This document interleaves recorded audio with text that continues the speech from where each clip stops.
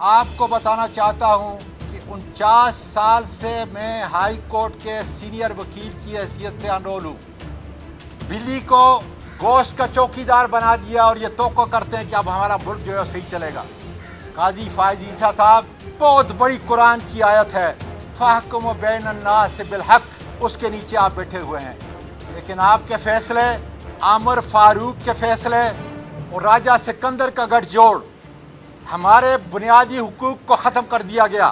ہماری شخصی آزادی کو جو اس آئین کے تحت ہے، سب سے بڑا اختیار اس کا مجھے ہے، وہ ختم کر دیا گیا. آپ کو بتانا چاہتا ہوں کہ 49 سال سے میں ہائی کورٹ کے سینئر وکیل کی حیثیت سے انرول ہوں اور مجھ کو اجازت نہیں ہے کہ میں رجسٹرار صاحب کے پاس جا کر اس کا لیگل سٹیٹس جو ہے معلوم کر سکوں. اسی راجہ سکندر نے، اس کے ممبران نے میرے ملک کے نظام کو جیلی فارم 47 کے ذریعے جس طرح قومی مجرموں کو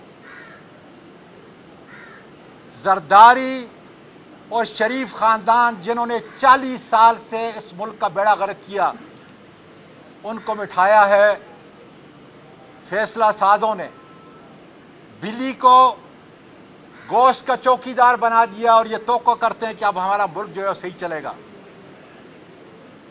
قاضی فائز عیسیٰ صاحب، بہت بڑی قرآن کی آیت ہے، فاحکم بین الناس بالحق، اس کے نیچے آپ بیٹھے ہوئے ہیں. لیکن آپ کے فیصلے، عامر فاروق کے فیصلے اور راجہ سکندر کا گٹھ جوڑ، ہمارے بنیادی حقوق کو ختم کر دیا گیا. ہماری شخصی آزادی کو جو اس آئین کے تحت ہے، سب سے بڑا اختیار اس کا مجھے ہے، وہ ختم کر دیا گیا. آج یہ میرے پشت کے اوپر یہ عدالتیں آخری سسکیاں لے رہی ہے. 4 مہینے پہلے آپ کا نوٹیفیکیشن ہوا، لیکن منصور علی شاہ کا ابھی تک کوئی نوٹیفیکیشن نہیں ہو رہا. آج جیلی پارلیمنٹ کے ممبران کو اغوا کرنے کے لیے ہر حربہ استعمال کیا جا رہا ہے کہ کسی طریقے سے جس طرح جیلی 47 فارم کے ذریعے جیلی حکومت کو اور قومی مجرموں کو اوپر بٹھایا گیا، اسی طریقے سے 2/3 میجارٹی لے کر، جیلی 2/3 میجارٹی لے کر اس آئین کے ذریعے جو سارے پاکستان کے اقوام کا، ساری جماعتوں کا دستخطوں سے یہ قانون بنا، اس کو پاؤں تلے روت کر ججوں کی عمر میں زیادہ یا کمی کی جائے.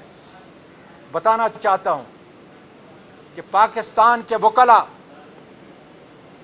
پاکستان کی سیاسی سوچ رکھنے والے اس آئین اور قانون کے محافظ خدا کے فضل سے نہیں ہونے دیں گے. قاضی صاحب، خدا را اپنا قبلہ درست کریں، اپنے فیصلے اس آئین کے مطابق کریں، قانون کے مطابق کریں جس کا حلف آپ نے اٹھایا ہوا ہے. اس ملک کے جسٹس کارنیلس بنے، دوراب پٹیل بنے. کہیں ایسا نہ ہو کہ آپ کا اور عامر فاروق کا نام مولوی مشتاق سے بھی بدتر ہو، جسٹس منیر سے بھی بدتر ہو، اور یہ ہونے جا رہا ہے. عوام کی نفرت کو دیکھیں کہ آج یہ چھوٹا شخص اعظم سواتی جب کسی شاپنگ سینٹر کے اندر جاتا ہے، مساجد کے اندر جاتا ہے، پبلک پلیسز میں آ جاتا ہے، تو لوگ میرے ہاتھ چومتے ہیں، ماتھا چومتے ہیں. لیکن جنرل باجوہ اپنی گلی میں کھڑکی سے بھی لوگوں کو جو ہے وہ سامنے نہیں آ سکتا. یہ ہے عوامی نفرت جس کا ہمیں سب کو احساس ہونا ہے. اس لیے قاضی فائز عیسیٰ صاحب، آپ سے اس قوم کی، اس آئین کی، وکلا برادری کی، ججز کی بہت بڑی توقعات ہیں۔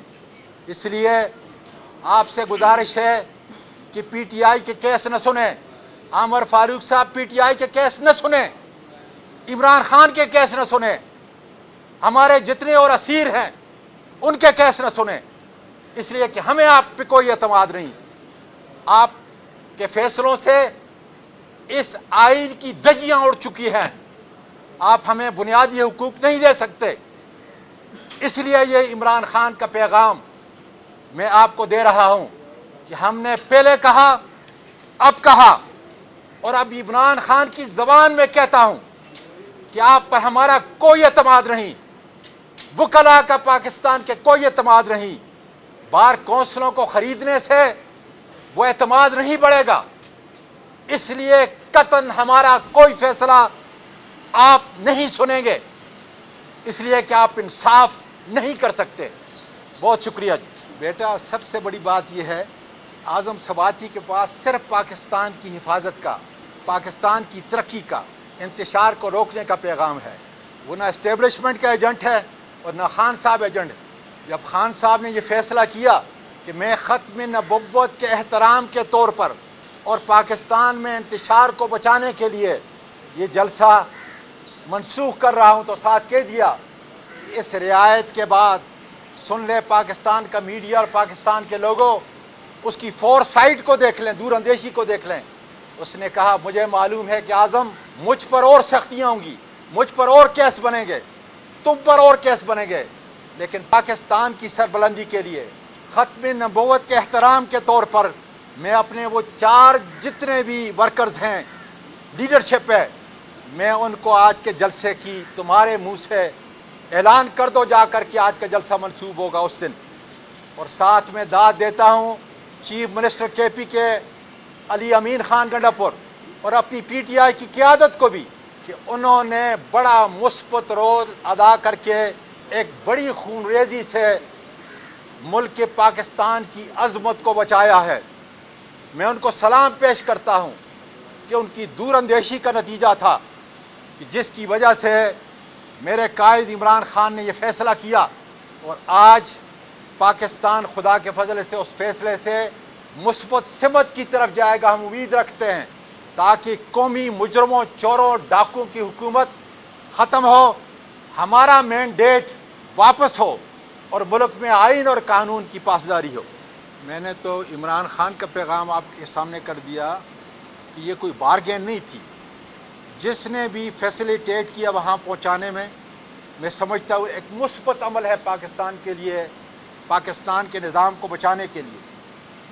اور پھر عمران خان یا میں کسی خوش فہمی میں مبتلا نہیں ہے کہ جلسہ منسوخ ہونے کی وجہ سے ہمیں کوئی رعایت دی جائے گی۔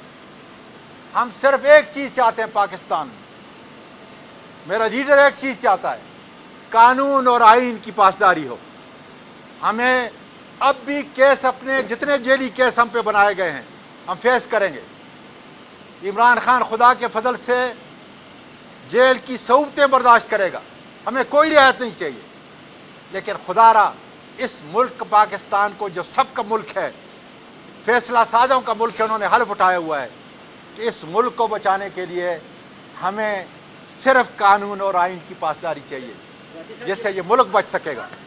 عمران خان کا ورکر پاکستان کی سربلندی کے لیے جس قدر بھی صعوبتیں، مشکلات برداشت کر رہا ہے، اس 76 سال کے اس بزرگ نے کون سی ایسی تکلیف ہے جو برداشت نہیں، کون سی ایسا ظلم ہے جو برداشت نہیں کیا، کون سا ایسا ٹارچر جو برداشت نہیں کیا۔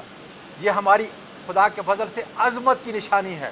ہمارا ورکر سیسا پلائی دیوار کی طرح خدا کے فضل سے پاکستان کی سربلندی کے لیے، اپنے ملک میں قانون کی حکمرانی کے لیے اسی طریقے سے قربانیاں دیتا رہے گا۔ بہت بہت شکریہ۔